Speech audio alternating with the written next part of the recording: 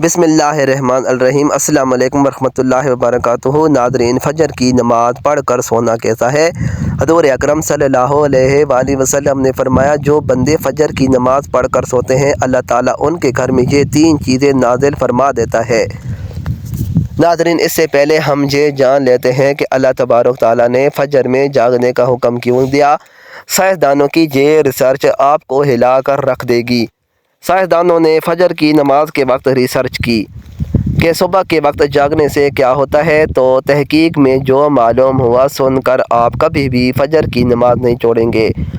اور حضور اقدس صلی اللہ علیہ وآلہ وسلم نے کیوں فرمایا تھا کہ اس کی فضیلت جان لیتے تو نماز کبھی نہ چھوڑتے۔ اللہ کے احکام کو بجا لانے میں اور ممنوعات سے اجتناب برتنے کا نام بندگی ہے، عبادت ہے۔ اسلام کے نزدیک عبادت کا مفہوم نہایت ہی وسیع ہے۔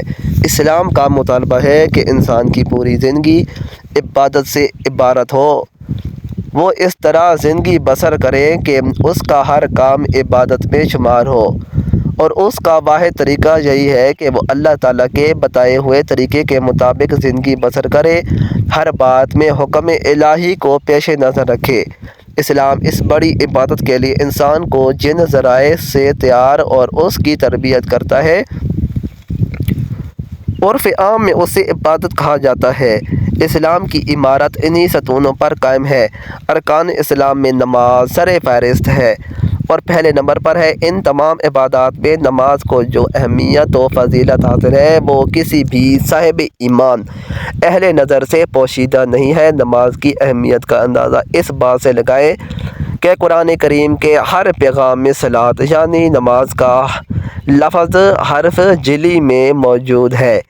ایمان کے بعد سب سے اہم رکن جس کا مطالبہ اہل اسلام سے کیا گیا ہے وہ نماز ہی ہے۔ نماز مسلمانوں کی دینی پہچان اور امتیازی نشان ہے۔ یہی وجہ ہے کہ قرآن و حدیث میں اس کی ادائیگی پر بہت زیادہ زور اور ترک پر وعید موجود ہے۔ فرمان نبی صلی اللہ علیہ وآلہ وسلم کے مطابق نماز کی دین میں وہی اہمیت ہے جو انسانی جسم میں سر کی ہے۔ مومن اور کافر کے درمیان فرق یعنی امتیاز کرنے والی چیز نماز ہی ہے، لہذا جس نے اسے چھوڑا اس نے کفر کیا۔ یہ حدیث مبارکہ کے الفاظ ہیں۔ اس وعید سے اندازہ لگایا جا سکتا ہے کہ اسلام میں نماز کی اہمیت کیا ہے۔ جو چیز جس قدر اہم اور ضروری ہوتی ہے اس کی بجا آوری پر اجر و ثواب بھی اسی قدر زیادہ ملتا ہے۔ چنانچہ نماز کا ثواب بھی اس قدر ہے کہ انسان اس کا تصور بھی نہیں کر سکتا۔ لیکن 5 وقتہ نمازوں میں فجر کی نماز کی اہمیت و فضیلت سب سے نمایاں ہے، اور اس کی ادائیگی پر اجر و ثواب بھی دیگر 4 نمازوں سے زیادہ ہے۔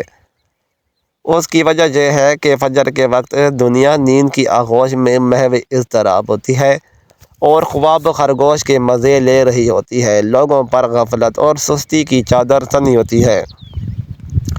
ایسے میں نرم و گرم آرام دہ بستر کو چھوڑ کر اللہ تعالیٰ کی اطاعت و محبت میں بارگاہ الہی میں سجدہ ریز ہونا بڑی مشقت اور نفس کو زیر کرنے جیسا مشکل کام ہے۔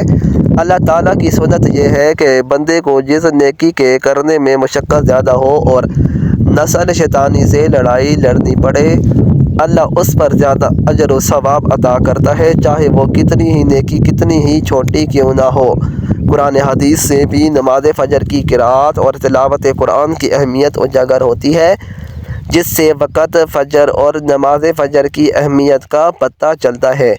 سورہ بنی اسرائیل میں فرمایا ہے کہ فجر کا قرآن، بے شک فجر کی نماز میں پڑھے جانے والا قرآن اس سے وقت فجر کے تمام انوار و تجلیات اور قرآنی فیوض و برکات متشکر ہو کر اللہ کے وجود اور اس کی وحدانیت کی گواہی دیتے ہوئے محسوس ہوتے ہیں۔ احادیث نبوی سے بھی نماز کی اہمیت و فضیلت اور نورانیت کا پتہ چلتا ہے۔ آپ صلی اللہ علیہ وآلہ وسلم نے فرمایا کہ فجر کی 2 رکعت سنتیں دنیا اور دنیا کی ہر چیز سے افضل ہیں۔ قرآن و حدیث اور اسلامی لٹریچر میں دنیا سے مراد مشرق و مغرب، شمال و جنوب کا کرۂ ارض نہیں، بلکہ دنیا سے مراد یہ کائنات اور اس کی تمام تر نعمتیں، خزانتیں، دولت اور ثروت اور حکومت اور سلطنت مراد ہے۔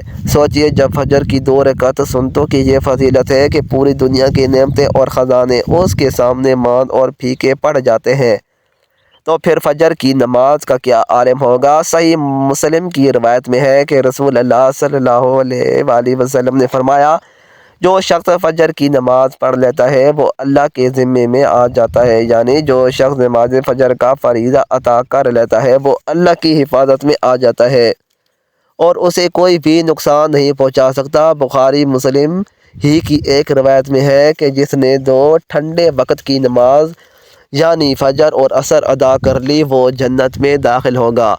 یعنی آپ صلی اللہ علیہ وآلہ وسلم نے فجر اور عصر ادا کرنے والے کو جنت کی بشارت سنائی۔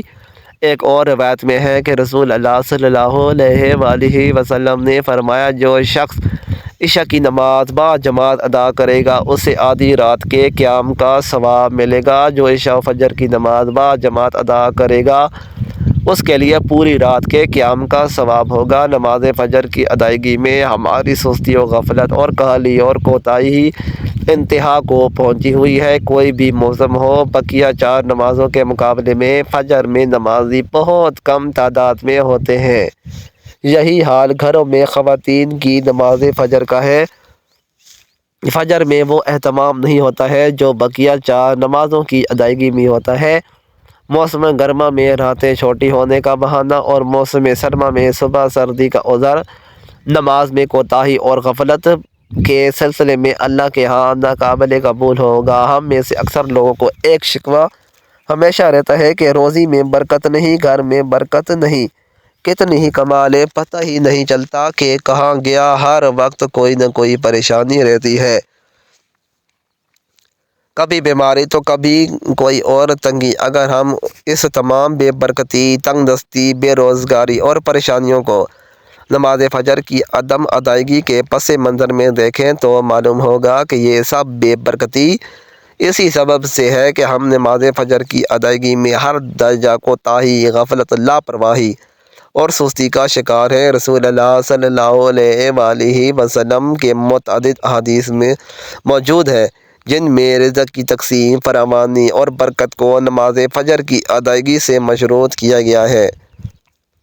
فرمان نبی صلی اللہ علیہ وآلہ وسلم کا مفہوم ہے کہ رزق تقسیم کرنے والا فرشتہ ہر صبح کے وقت فجر کے وقت بندوں کا رزق لے کر زمین پر اترتا ہے، لہذا جو دروازہ فجر کے وقت کھولنا ہوتا ہے فرشتہ اس کا رزق دروازے پر رکھ کر چلا جاتا ہے، اور جو دروازہ فجر کے وقت بند ہوتا ہے فرشتہ اس کا رزق واپس لے کر چلا جاتا ہے۔ اس فرمان نبی صلی اللہ علیہ وآلہ وسلم میں فجر کے وقت دروازہ کھلا ہونے کا مطلب یہ ہے کہ جس گھر کے افراد صبح فجر کے وقت بیدار ہو کر نماز فجر ادا کرتے ہیں انہیں ان کا رزق عطا کر دیا جاتا ہے۔ دروازہ بند ہو جانے سے مراد یہ ہے کہ جس کے گھر رہنے والے صبح نماز فجر کے وقت سوتے رہتے ہیں اور نماز فجر کی ادائیگی میں غفلت و کوتاہی کے مرتکب ہوتے ہیں انہیں ان کے رزق سے محروم رکھا جاتا ہے۔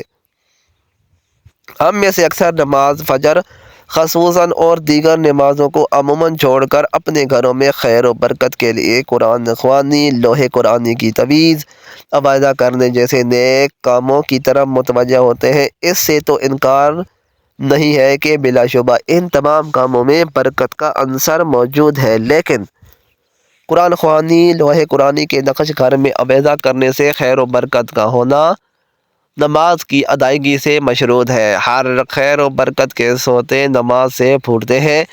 اللہ تعالیٰ کی نعمتوں اور برکتوں سے اور رزق کے دریا نماز کی ادائیگی سے ہی بہتے ہیں۔ اس کے ساتھ یہ عمل بھی اہم ہے کہ فجر کے علاوہ بقیہ 4 نمازوں میں بھی خیر و برکت نماز فجر کی ادائیگی سے ہی مشروط ہے، اس لیے کہ خیر و برکت کا آغاز نماز فجر کی ادائیگی سے ہی ہوتا ہے۔ یاد رکھیں کہ نماز فجر کی کوتاہی اور غفلت اور نماز نہ پڑھنا گھر کی نحوست کی علامت کا آغاز ہے، تو رسول اللہ صلی اللہ علیہ وآلہ وسلم نے ایسے مسلمان کو خبیث، منافق قرار دیا ہے۔ آپ صلی اللہ علیہ وآلہ وسلم نے فرمایا کہ ایسے شخص کو میرا دل چاہتا ہے کہ آگ لگا کر جلا دوں۔ ناظرین، کبھی آپ کے ذہن میں یہ سوال آتا ہے کہ اللہ تعالیٰ نے ہمیں فجر کے وقت جاگنے کا حکم کیوں دیا ہے؟ کیا فجر کا وقت صرف نماز پڑھنے کا وقت ہوتا ہے یا اس وقت کے پیچھے کوئی راز پوشیدہ ہے؟ وہ راز کیا ہے؟ ناظرین، سب سے پہلے وہ پوشیدہ راز ہم آپ کو بتاتے ہیں۔ ناظرین، یقیناً آپ کے لیے بھی نمازوں میں سب سے زیادہ مشکل نماز فجر کی نماز ہوگی، جس میں نیند کا غلبہ اتنا ہوتا ہے کہ ایک انسان مشکل سے اٹھ پاتا ہے، لیکن دن کے اس خاص حصے میں جو راز پوشیدہ ہے اسے جب آپ جانو گے تو یقین کریں کہ آپ فجر کی نماز کبھی بھی نہیں چھوڑنا چاہیں گے۔ دنیا میں کئی لوگ ایسے موجود ہیں جنہیں سلیپ ڈس آرڈر یا بے خوابی کی شکایت ہوتی ہے، جس میں وہ ساری رات سو نہیں پاتے، یعنی انہیں نیند نہیں آنے کی بیماری ہوتی ہے اور وہ پورا دن کام کاج کر کے جب رات کو بھی سو نہیں سکتے، تب کئی طرح کی ذہنی اور جسمانی بیماریاں جنم لیتی ہیں، اور اس سلیپ ڈس آرڈر کا شکار آج ہر دوسرا تیسرا انسان ہو رہا ہے، جس کی بڑی وجہ اللہ تعالیٰ کے احکامات کو پیچھے چھوڑ کر دنیا کی رنگینیوں کے پیچھے بھاگنا ہے۔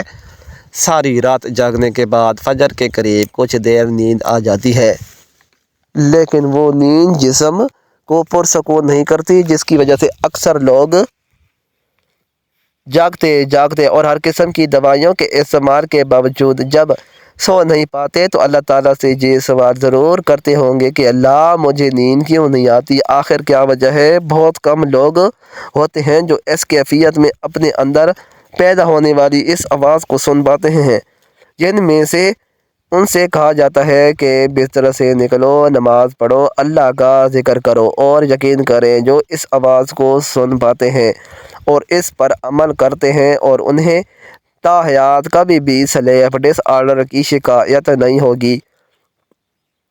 حدیث پاک میں آتا ہے کہ آپ صلی اللہ علیہ وآلہ وسلم نے فرمایا کہ رات اور دن میں فرشتوں کی ڈیوٹیاں بدلتی رہتی ہیں، اور فجر اور عصر کی نماز میں ڈیوٹی پر آنے والے فرشتے اور جانے والے فرشتے ایک دوسرے سے ملتے ہیں۔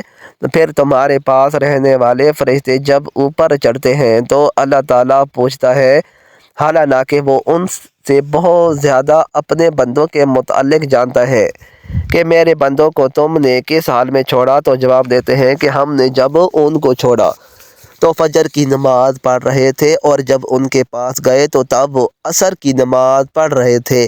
فجر اور عصر کی نمازوں کے اوقات میں سونے سے منع کرنے کے پیچھے بھی ایک بہت بڑی وجہ یہ ہے کہ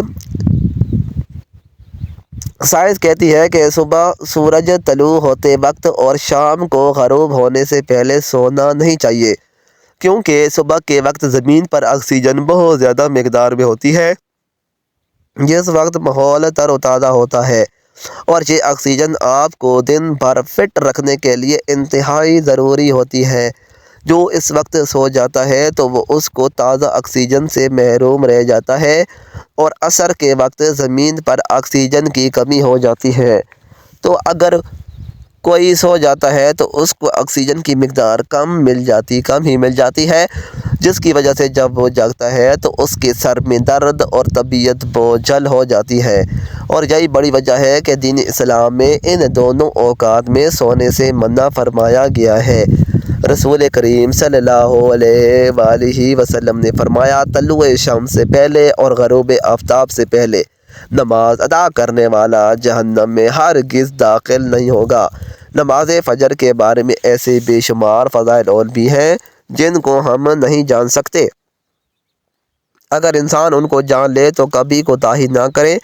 رسول کریم صلی اللہ علیہ وآلہ وسلم کا فرمان عالی شان ہے کہ اگر وہ لوگ عشاء اور فجر کی فضیلت کے بارے میں جان لے تو وہ ضرور ان نمازوں میں حاضر ہونا چاہیں گے، ان کو خود کو گھسیٹتے ہوئے ہی آنا پڑے۔ آپ خود اندازہ کیجئے کہ ایک طرف ان دونوں نمازوں کی اتنی فضیلت و اہمیت ہے، اور دوسری طرف ان کی ادائیگی میں کتنی سستی اور لاپرواہی بڑھتی جا رہی ہے۔ ناظرین، کیا فجر کے بعد سونا جائز ہے؟ جی ہاں، فجر کی نماز کے بعد سونا جائز ہے، لیکن بعض علماء نے اسے ناپسندیدہ یعنی مکروہ کہا ہے، خاص طور پر اگر یہ کہ روزانہ کا معمول بن جائے اور سستی اور کاہلی کا باعث ہو۔